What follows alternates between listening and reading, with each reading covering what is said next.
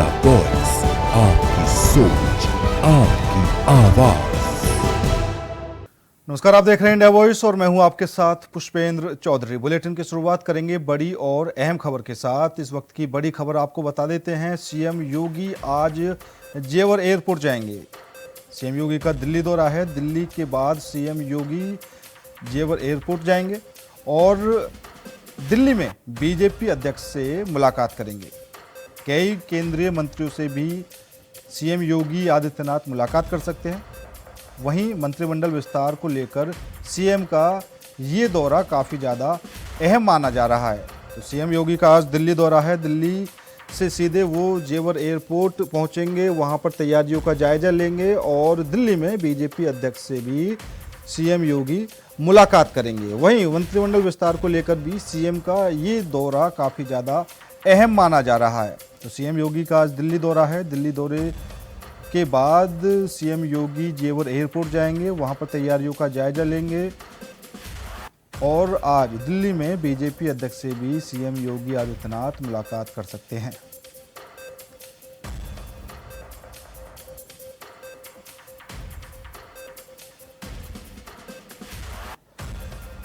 तो सीएम योगी आदित्यनाथ आज दिल्ली दौरे पर रहेंगे। दिल्ली दौरे पर आज सीएम योगी रहने वाले हैं। वहीं बीजेपी अध्यक्ष से सीएम योगी आदित्यनाथ मुलाकात करेंगे। उसके बाद सीएम योगी जेवर पहुंचेंगे, जहां पर वो एयरपोर्ट की तैयारियों का भी जायजा लेंगे। अधिकारियों के साथ भी सीएम योगी बैठक करेंगे। साफ तौर पर ये दिल्ली दौरा सीएम योगी का काफ़ी ज़्यादा अहम माना जा रहा है और मंत्रिमंडल विस्तार को लेकर भी सीएम योगी चर्चा कर सकते हैं। तो कई तरह की बड़ी खबरें निकलकर सामने आ रही हैं। सबसे पहले बीजेपी अध्यक्ष से सीएम योगी मुलाकात करेंगे। उसके बाद मंत्रिमंडल विस्तार को लेकर भी कहीं ना कहीं बातचीत हो सकती है। उसके बाद सीएम योगी आदित्यनाथ जेवर पहुंचेंगे और जेवर एयरपोर्ट की तैयारियों का भी जायजा ले सकते हैं। वहीं अधिकारियों के साथ भी सीएम योगी बैठक कर सकते हैं। तो कई बड़ी खबरें निकलकर सामने आ रही हैं। सीएम योगी आदित्यनाथ आज दिल्ली दौरे पर रहेंगे, वहां वो बीजेपी अध्यक्ष से मुलाकात करेंगे और जो मंत्रिमंडल विस्तार की चर्चाएं हैं उस पर भी बात की जा सकती है। ये बड़ा अपडेट सामने आ रहा है। वहीं जेवर पहुंचकर सीएम योगी एयरपोर्ट की तैयारियों का भी जायजा लेंगे। अधिकारियों के साथ भी सीएम योगी बैठक कर सकते हैं। साफ तौर पर जेवर एयरपोर्ट को लेकर क्या कुछ कामकाज चल रहा है उसको लेकर भी सीएम योगी जायजा लेंगे। तो एक तरह से कह सकते हैं इस वक्त की बड़ी खबर आपको बता रहे हैं। सीएम योगी आदित्यनाथ आज दिल्ली दौरे पर रहेंगे, वहां वो बीजेपी अध्यक्ष के साथ मुलाकात करेंगे और मंत्रिमंडल विस्तार को लेकर भी कहीं ना कहीं चर्चा हो सकती है। ये कई बड़ी खबरें निकल कर सामने आ रही हैं।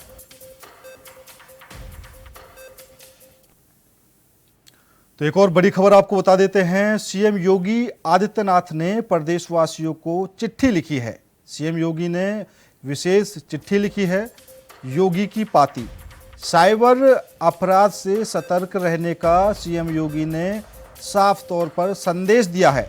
मोबाइल इंटरनेट आसान है, उससे साइबर ठगी बड़ी है और अब खुद सीएम योगी ने चिट्ठी लिखकर लोगों को सतर्क रहने की सलाह दी है।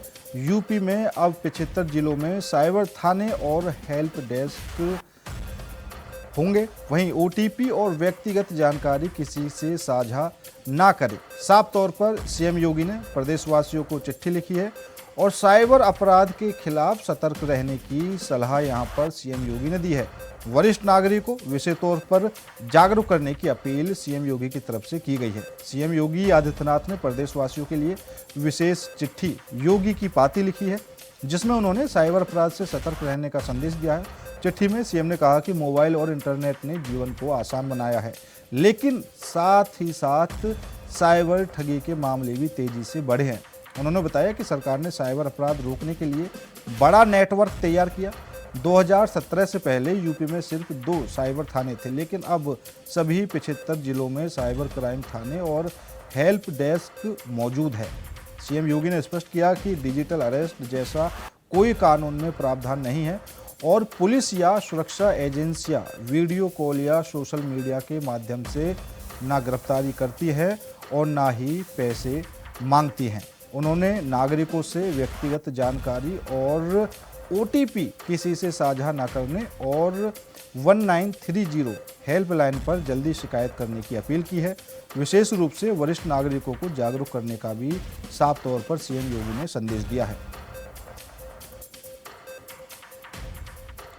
तो सीएम योगी ने प्रदेशवासियों को चिट्ठी लिखी है जिसमें साइबर अपराध के खिलाफ सतर्क रहने की सलाह यहां पर सीएम योगी ने दी है। साफ तौर पर वरिष्ठ लोगों से भी उन्होंने अपील की है।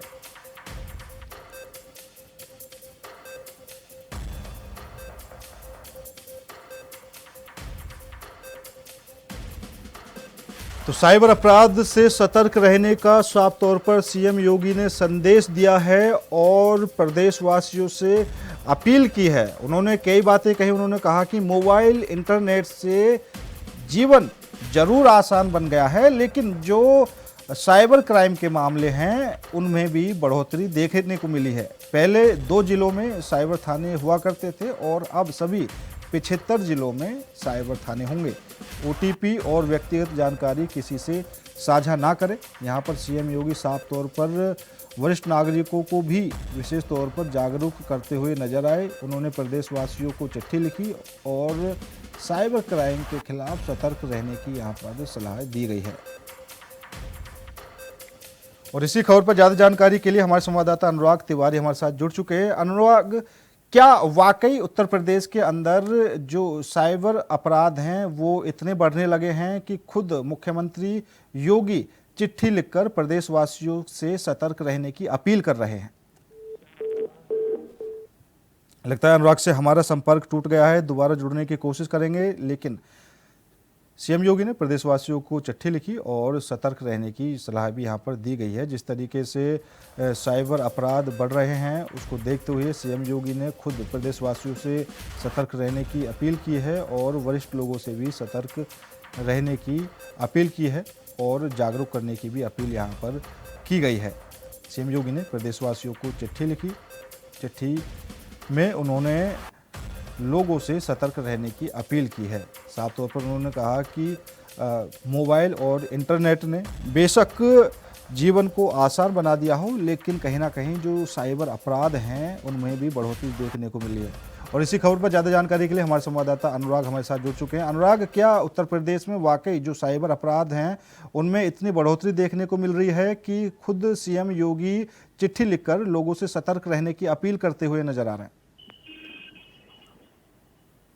अनुराग, देखिए, पुष्पेंद्र लगातार मुख्यमंत्री साइबर अपराध से अपनी नजरें बनाए हुए हैं और हाल ही में जब वरिष्ठ अधिकारियों के साथ लखनऊ में नेचर बिल्डिंग लखनऊ पुलिस के हेडक्वार्टर में बैठक होती है, तभी प्रमुखतम जो बात है वो साइबर अपराधियों को कैसे शिकंजा कसा जाए, किस तरह से साइबर हेल्प डेस्क का और निर्माण होगा और इस तरह की चीजों पे हुई थी। देखिए, तो योगी की पाती लिख करके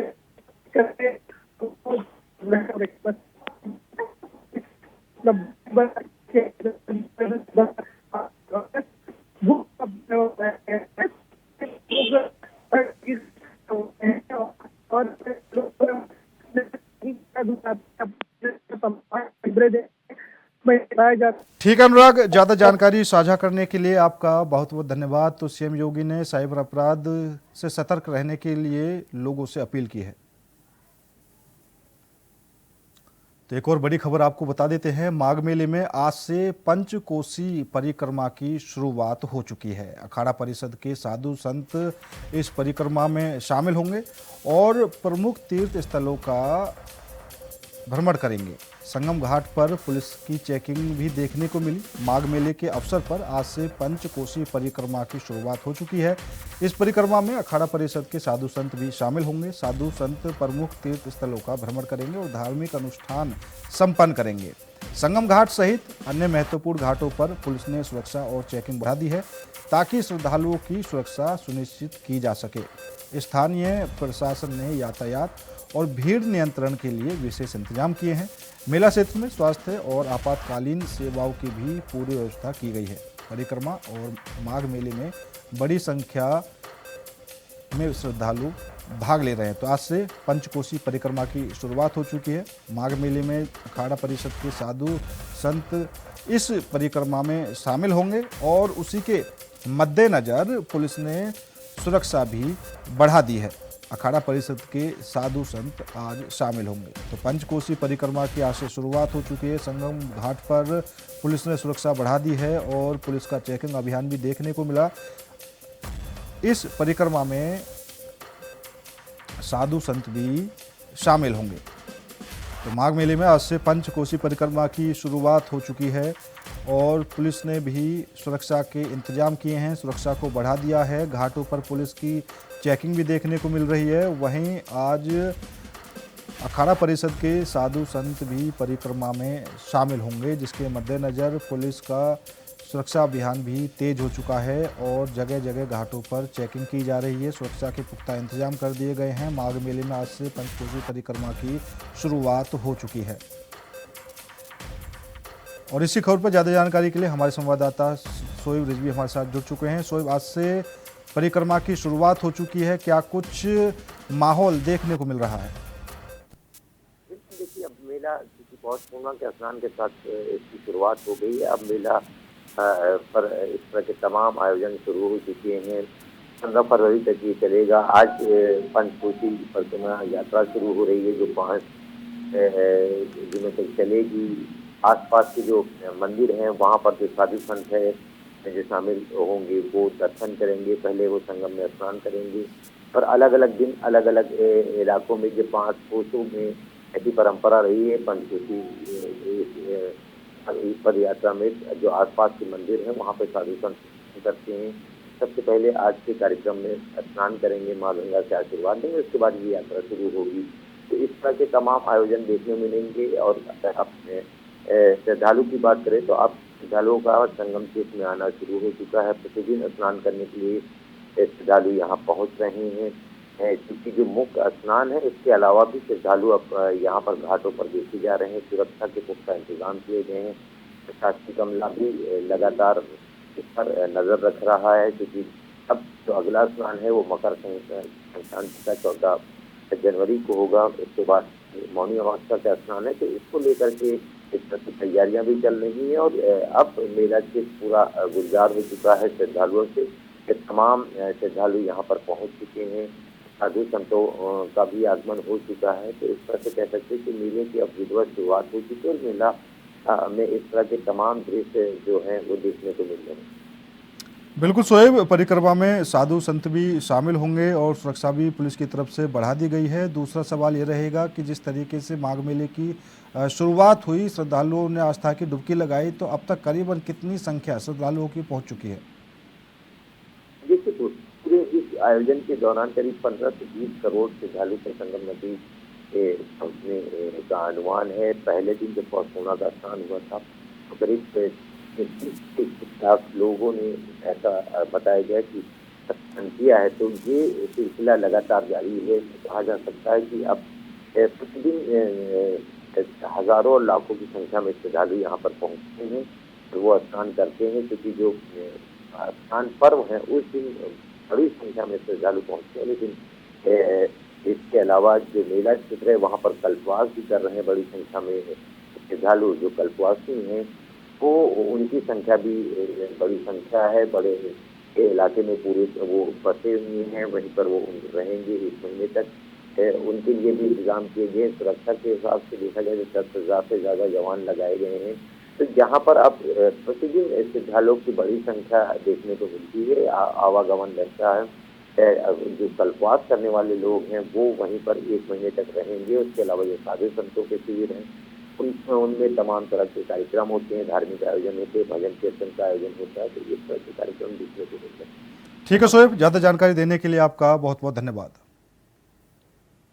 भोपाल में आज रविंद्र भवन में मूल सोमनाथ ज्योतिर्लिंग दर्शन कार्यक्रम आयोजित किया गया। कार्यक्रम में मुख्यमंत्री डॉक्टर मोहन यादव मुख्य अतिथि के रूप में शामिल हुए। वहीं उनके साथ कैबिनेट मंत्री विश्वास सारंग, मंत्री कृष्णा गौर और विधायक भगवान दास सबनानी भी मौजूद रहे। बड़ी संख्या में श्रद्धालु और गणमान्य नागरिक कार्यक्रम में मौजूद रहे। सीएम डॉक्टर मोहन यादव ने अपने संबोधन में सोमनाथ धाम के आध्यात्मिक और ऐतिहासिक महत्व को रेखांकित किया। उन्होंने कहा कि भगवान शिव के दर्शन से व्यक्ति के भीतर चेतना जागृत होती है और जीवन को सही दिशा मिलती है। गजनवी के आक्रमण और मंदिरों के नष्ट होने के प्रयासों का जिक्र करते हुए उन्होंने कहा कि संघर्षों के बावजूद सोमनाथ मंदिर पूरी शान से खड़ा है और सीएम ने महादेव के भक्तों को साहस, शक्ति और सत्य के मार्ग पर चलने की प्रेरणा देने की बात कही। कार्यक्रम का समापन भक्ति भाव और आध्यात्मिक वातावरण के साथ हुआ।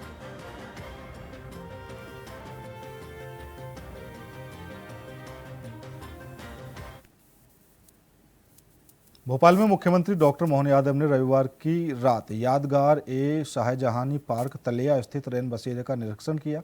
उन्होंने रैन बसेरे में मौजूद सभी राहगीरों से बातचीत कर उनका दुख दर्द जाना। सीएम ने सभी को गर्मा गर्म चाय परोसकर कंबल वितरित किए। इससे पहले उन्होंने PHQ के सामने लाल परेड ग्राउंड के शौर्य द्वार के पास महिलाओं और बुजुर्गों और काली मंदिर तलेया में गरीब और जरूरतमंद लोगों को भी कंबल दिए। इस पहल से सर्दियों में राहत मिली और जरूरतमंदों को सम्मानपूर्वक सुविधाएं प्रदान करने का संदेश दिया। देश और प्रदेश का शीतकालीन समय चल रहा है। ऐसे समय में हमारे खास करके जो खुले में भाई बहन हैं, इनको कंबल दे करके उनकी कठिनाई मदद करने का प्रयास किया है। और रैन बसेरा जो नगर निगम के द्वारा संचालित, इनमें सारी व्यवस्थाओं को चेक करने के लिए यहाँ आया हूँ। उम्मीद करता हूँ कि हमारे सरकार के प्रबंधनों के माध्यम से, और केवल सरकार नहीं, समाज भी इस तरह की जागृति लाए। कई सामाजिक संगठन भी लगे हैं। हम सब मिलकर के एक दूसरे के काम आए। कष्ट में, खास करके शीतकालीन समय में, हम खासकर गरीब परिवार की अपाहिज, लावारिस या ऐसे ज़रूरतमंद जिनको इन सब बातों की आवश्यकता है, हम सब उनका ध्यान रखें। यही मानवता है। मेरी अपनी ओर से एक बार फिर मकर संक्रांति के आसपास तक ये समय चलने वाला है। शीत लहर चल रही है, इसलिए मैं प्रशासन के लोगों से भी कहूँगा कि अगर कोई खुले में है तो उसको छाया वाले स्थान पर पहुँचाए और सब प्रकार के प्रबंधन चाक चौबंद करें। मैंने कलेक्टरों को भी निर्देश जारी करे। बढ़ते अगली खबर की ओर। इंदौर में दूषित पानी पीने से 20 और नए मरीज सामने आए हैं। अब अस्पताल में भर्ती मरीजों की संख्या 142 हो चुकी है। तो ये इंदौर से बड़ी खबर आपको बता रहे हैं। दूषित पानी पीने से 20 और नए मरीज सामने आए हैं, जिनको अस्पताल में भर्ती किया गया है। और अब अस्पताल में भर्ती मरीजों की संख्या 142 हो चुकी है। प्रदूषित पानी पीने से इंदौर में ये बीमारी बढ़ी है। इंदौर में गंदे पानी का कहर अभी भी जारी है और 142 लोग अस्पताल में भर्ती हो चुके हैं। दूषित जल से ये बीमारी फैली है, जिसके बाद इंदौर में हड़कंप मचा हुआ है। इंदौर में प्रदूषित पानी पीने से बीमार होने वालों की संख्या लगातार बढ़ रही है। ताज़ा मामलों में 20 नए मरीज सामने आए हैं, जिसके बाद अब तक कुल 142 लोगों को अस्पताल में भर्ती कराया जा चुका है। प्रभावित इलाकों में उल्टी, दस्त और पेट दर्द की शिकायतें आम हैं। स्वास्थ्य विभाग ने स्थिति को गंभीर मानते हुए प्रभावित क्षेत्रों में पानी की जांच शुरू कर दी है और टैंकरों से स्वच्छ पानी की आपूर्ति की जा रही है। तो वहीं नगर निगम ने लोगों से उबालकर पानी पीने की अपील की है। प्रशासन का कहना है कि दोषियों के खिलाफ सख्त कार्रवाई की जाएगी।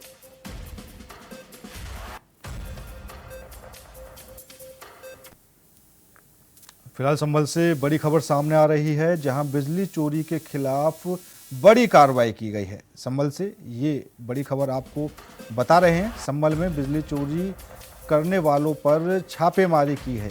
वहीं छापेमारी के दौरान डीएम और एसपी भी मौके पर मौजूद रहे। 7 टीमों ने अलग अलग जगहों पर ये छापेमारी की है और भारी पुलिस फोर्स के साथ ये चेकिंग की गई। जहां बिजली चोरी के खिलाफ प्रशासन ने बड़ी कार्रवाई शुरू की है। जिले में बिजली चोरी पर लाइव रेड की जा रही है। इस अभियान में जिलाधिकारी और पुलिस अधीक्षक स्वयं मौके पर मौजूद हैं और कार्रवाई की निगरानी भी कर रहे हैं। बिजली विभाग की कुल 7 टीमों ने अलग अलग इलाकों में एक साथ छापेमारी की। भारी पुलिस बल की मौजूदगी में घरों, दुकानों और प्रतिष्ठानों की जांच की जा रही है। अवैध कनेक्शन और बिजली चोरी करने वालों के खिलाफ प्रशासन सख्त नजर आया और प्रशासन का कहना है कि आगे भी ये अभियान जारी रहेगा। गत वर्ष 1 सितंबर से हमने बिजली चोरी रोकने का अभियान पुलिस प्रशासन और बिजली विभाग के सहयोग से आरंभ किया था और उसमें 150 करोड़ से अधिक रुपए की प्रत्यक्ष और अप्रत्यक्ष रूप से बचत हुई थी।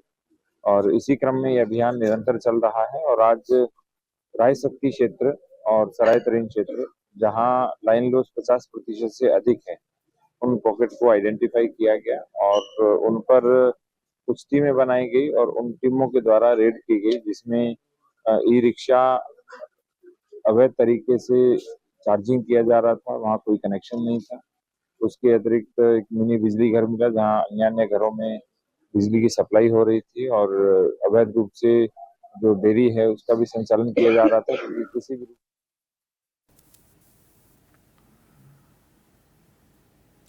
तो कानपुर में ठंड की 3rd डिग्री पारा रिकॉर्ड तोड़ रहा है। तो कानपुर से खबर आपको बता रहे हैं, जहां पर ठंड की 3rd डिग्री और पारा भी रिकॉर्ड तोड़ रहा है। सर्द हवाओं से हार्ट अटैक और ब्रेन स्ट्रोक के मामले भी बढ़ चुके हैं। शमशान घाटों पर अंतिम संस्कार की लंबी लाइनें लगी हैं। सीएम योगी ने डीएम और अफसरों को फील्ड में रहने के निर्देश दिए हैं। 14 जनवरी तक कड़ाके की ठंड का अलर्ट जारी किया गया है। तो कानपुर में ठंड ने पिछले कई दशकों के रिकॉर्ड को तोड़ दिया है और तापमान अब ठंड की 3rd डिग्री तक पहुंच गया है। सर्द हवाओं के कारण हार्ट अटैक और ब्रेन स्ट्रोक के मरीजों की संख्या शहर के सरकारी और प्राइवेट अस्पतालों में बढ़ गई है। शमशान घाटों पर अंतिम संस्कार की लंबी लाइनें भी देखी जा रही हैं। यूपी सरकार ने ठंड के बढ़ते प्रकोप को देखते हुए एक्शन मोड सक्रिय कर दिया है। मुख्यमंत्री योगी आदित्यनाथ ने सभी जिलों के डीएम और आला अफसरों को फील्ड में रहने और रैन बसेरों की कड़ी मॉनिटरिंग के निर्देश दिए हैं। फुटपाथ, रेलवे स्टेशन और पार्कों में रहने वाले लोगों की सुरक्षित स्थान तक पहुंचाने का भी आदेश जारी हुआ है। मौसम विशेषज्ञ डॉक्टर एस एन पांडे के अनुसार आने वाले दिनों में तापमान और गिरावट के साथ 14 जनवरी तक कड़ाके की ठंड का सामना करना पड़ेगा।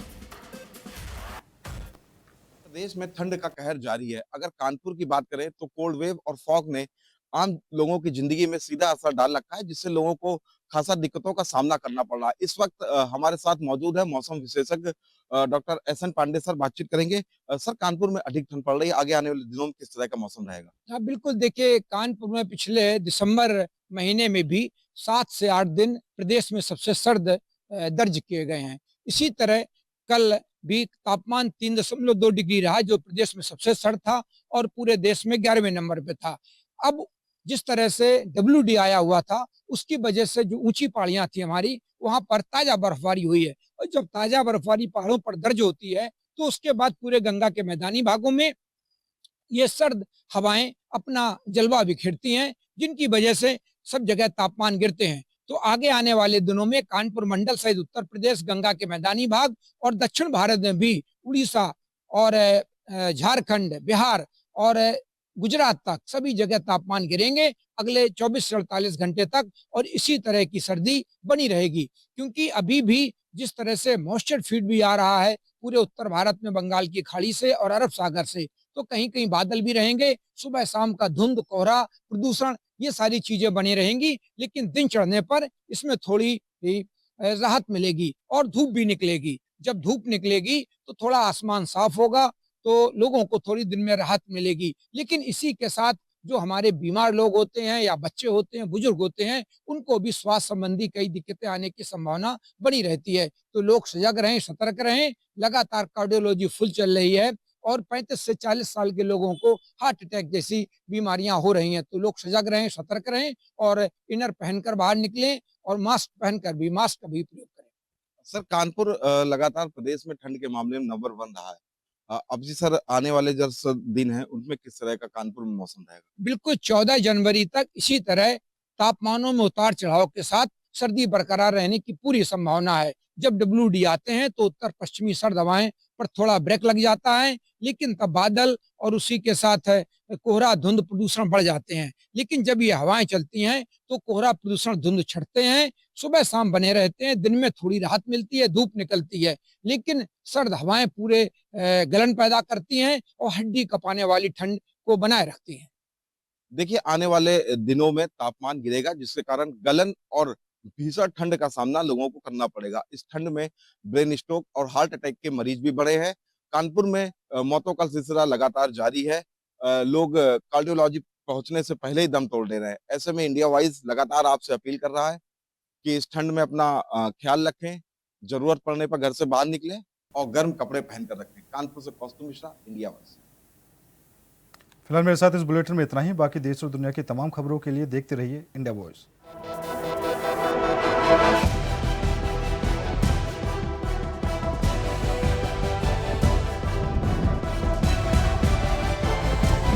इंडिया वॉइस, आपकी सोच, आपकी आवाज।